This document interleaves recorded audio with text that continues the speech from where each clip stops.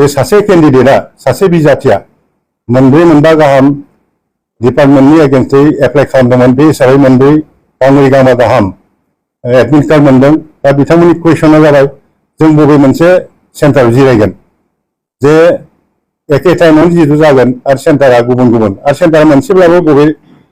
माबानि थाखाय जों जिरायगोन बेबायदि मोनसे कुइसन जादों दा बेवहाय जोंनि बुंनांगौआ जोंनि खेंफोरथिया जाबाय मा जे जिखि जाया सेन्टाराव गावनि सुबिदाखौ नायनानै खाथिसिन आरो गावनि सायख' सुबिदानो बेखिनि सेन्टाराव जिरायब्लानो जागोन आरो बेहाय जिरायखांनायनि उनाव जुदि रिटेनाव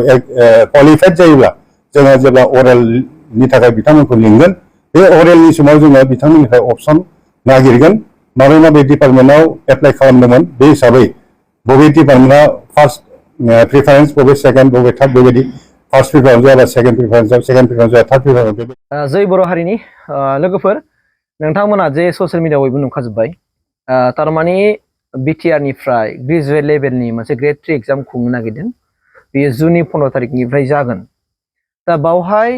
जेनाखि एडमिट कार्ड जे ओंखारनाय बे 100% बावहाय रं दं बिराद गिदिर बे गोरोन्थि दङ एकदमबारे सोरबा रोंथारै मानसिफोरनि बानायनाय बायदि जाबाय बियो आं बुंगोन आंनि साइडनिफ्राय 100% बे गोरोन्थि जादों रं जादों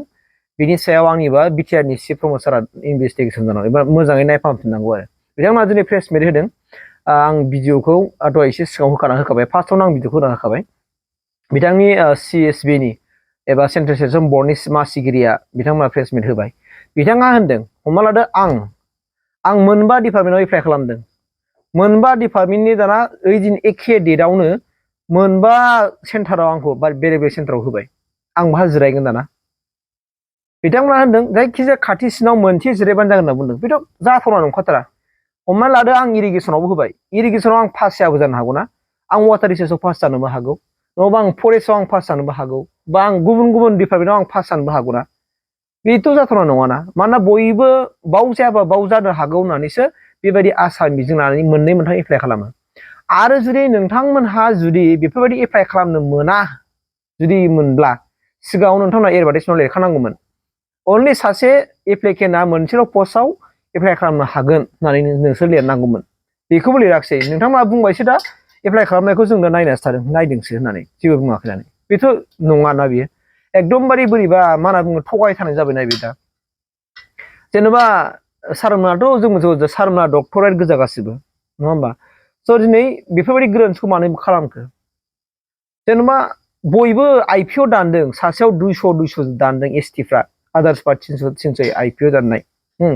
दा बिथांमोनहा माबा मोनसे मिजिं लानानै आसा लादों साख्रि मोनथारगोन होननानै मोनसेयाव जायाबा मोनसेयाव जानो हागौ होननानैसो बयबो आसा खालामनानै मोननै मोनथाम पस्टखौ एप्लाइ खालामदों सारमोन दा बेफोरबायदि मोननै मोनथाम पस्टखौ एप्लाइ खालामनायावबो जुदि एग्जाम सेन्टाराव जुदि सानसेयावनो जुदि मोनथाम खालामदोंबा मोनथाम बेलेग बेलेग होनाय आरो एखेथा समाव होनाय बेथ' जाथावना नङाना जों बोरै गनायना लानो हागोन दे बयहाबो मिजिं दङ ना मोनसेयाव जायाबासो मोनसेयाव पास जानो हागौ बेफोरबायदि मोनसे सिनाजाना थायो जेनेबा नों हमना लादो इरिगेसन होन वाटार रिसोर्स होन हेन्डलुम होन जेखि डिपार्टमेन्टआव कुइसना एखे फैगोन नामा अब्ला कुइसनथ' मालाबाबो एखे जानो हायाना बहाबा एसे माने इजिया कमन कुइसनफ्रा गोलैयो बहाबा एसे माने थाब कुइसनफ्रा गोलैयो दा बेखौ नायनानैसो ना बयबो मोनसे आसा खालामनानै मोनथाम मोनब्रै पस्ट एप्लाइ खालामना सारमोन दा सारमोना बेखौ नलेजआवनो गैया नामा माब्रै जाखो आं बिराद गोमोबाय थारमाने फार्स्ट टाइम आङो दिनैसिम नुबाय बेबायदि एग्जाम खुंनाय BTC आव फार्स्ट बेनो गिबि खेब आरो रेकर्ड खालामबाय सारमोन जुदि रोङाब्ला आसामनिखौ एसेबाबो नायजागौमोन नामा आसाम स्टेटआवबो गोबां बिदिनो एग्जाम जालांबाय सेन्टारा आलादा आलादा आरो टाइमाबो आलादा जायो बिसिना आरो जुदि बेफोरबायदि खालामोमोनबा नोंथांमोना डिपार्टमेन्टखौनो होनो नाङामोन डिपार्टमेन्ट वाइज भेकेन्सिखौनो नोंथांमोना शो खालामनो नाङामोन डाइरेक्ट बायदि होनांगौमोन आसाम डाइरेक्ट रिक्रुटमेन्ट बायदि होनांगौमोन नोंथांमोना बिथांमोनाथ' माने डिपार्टमेन्टखौ शो खालामा graduate level graduate level higher secondary level higher secondary level खुंगोन बिनि उनाव जायफोर पास जाबाय बेखौ बै भेकेन्सिस वाइजआव जेराव जेराव भेकेन्ट दं बाहाय बिथांमोना हरगोन सोरखौबा इरिगेसन हरबाय सोरखौबा वाटार रिसोर्सआव हरबाय सोरखौबा फरेस्टआव हरबाय सोरखौबा बिदिनो एनिमेल हासबेन्ड्रि हरबाय सोरखौबा पन्सायतआव हरबाय बेबायदि नायनानै बिथांमोना हरो दा नोंथांमोना बेबायदि खालामब्ला जायोमोन ना होमबा स्रा जागौमोन दा माब्रै बोरै सहायगोन दे सारमोन केन्डिडेटफ्रा दिनै बोरै सहायगोन दाथ' बिराद नार्भास जाजोब्बाय खुनु मोनसे बिथांमोना माबा जाबाय आरोखि दा नोंथांमोनाथ' साबसिनसो जादों होननानै बुंदों बे साबसिननि बाथ्रा नङा सारमोन बोरै बुंनो हायो जे बियो बाहाय मोनसे जिल्लायाव पास जागोन होननानै बेथ' पसिबोल नङाना बेखौ मालाबा पजिटिभ लानो हाया बियो जाथावना नंखाथारा सारमोन आं बिराद भुल मोनबाय मानोना बयबो आसा लानानै जेनेबा हमना लादो आं जुदि मोनबा पस्टआव एप्लाइ खालामदोंबा 1000 थांखाबाय आरो आइपिअ दाननायावनो 1000 थाखा थांखाबाय सोरबा मोनथामाव दानदों 600 थाखा थांखाबाय आरो नन एसटिफ्राथ' नोङो 300 थाखा आइपिअ दानदों आरो सोरबाया बारा गारनानैबो दानबावदों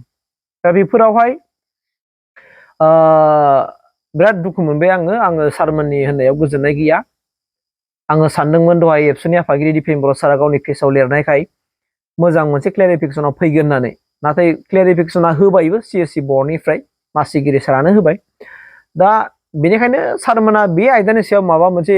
मारै बेफोरबायदि खालामखो बिराद गिदिर भुलखौ मावना लाबाय आरोखि बिदि मावनो नाङामोन आं सानो मानोना दा बेफोरबायदि भुल गोरोन्थिखौ नुनायाव मोनसे सन्देह सानफ्लाङो सन्देहआ बेनो जाहैबाय मा बावहाय सिङाव माखासे माबा सोलिबाय नामा जायखौ सुबुंफ्रा सानबाय थायो बेसो जाबाय नामा बेबायदि मोनसे बाथ्राया ओंखारबोगोन एकदमबारे स्पस्ट बाथ्राखा मानोना खुनु एग्जामा दिनैसिमबो माने अल अभार इण्डिया बा अल अभार वार्ल्डखौनो होनदो बेफोरबायदि एग्जाम जाफेराखै आं सानो आरो सासे केन्डिडेटनि थाखाय एखेथा टाइमाव बेबायदि एग्जाम खुंनाया आंनिबा अल अभार वार्ल्डआवनो जाफेराखै खोमा बिटिआरआव फार्स्ट टाइम जाबाय बेयो गैला केन्डिडेट्सफोरनि माखासे आसा मिजिंफोरखौ दिनै सिफायना होबाय सारमोनहा मानोना मोनसेयाव पास जायाबा मोनसेयाव पास जागोन होननानैसो मोननै मोनथामाव एप्लाइ खालामखायो नंखागौबो मालाबा बबेबा एग्जामावहाय अबेबा जेनेबा डिपार्टमेन्टनियावहाय एसे हार्ड जायो थाब जायो कुइसनफ्रा अबेबा एसे नर्मेल जायो बा अबेबा कमनखौ दानो कुइसनफ्रा मिलायजोबा नालाय थ' बिदियाव अबेबा फेल जायो अबेबा पास जायो बायबायाव फेल जानाय फेल जायैया बे उननि बाथ्रा खिन्थु रिटेनावथ' पास जाथारनांगोन ना रिटेनाव पास जाबासो बायबायाव खुंनो हागोन ना दा रिटेनाव जुदि पास जायाबा बायबायाव बोरै थानो हानो सारमोन माब्रै जागोन बेयो सारमोन एकदमबारे बेयो जायाखिसै आं बिराद गाज्रि नुहुरबाय आरो बिराद गोरोन्थि नुहुरबाय आरो बियो सिङाव माबा मोनसे सोलिबाय होननानै दिनै फोथायनांगौ जानानै फैबाय आरोखि आं बिराद दुखुजों बे भिडिअखौ बानायनाय जाबाय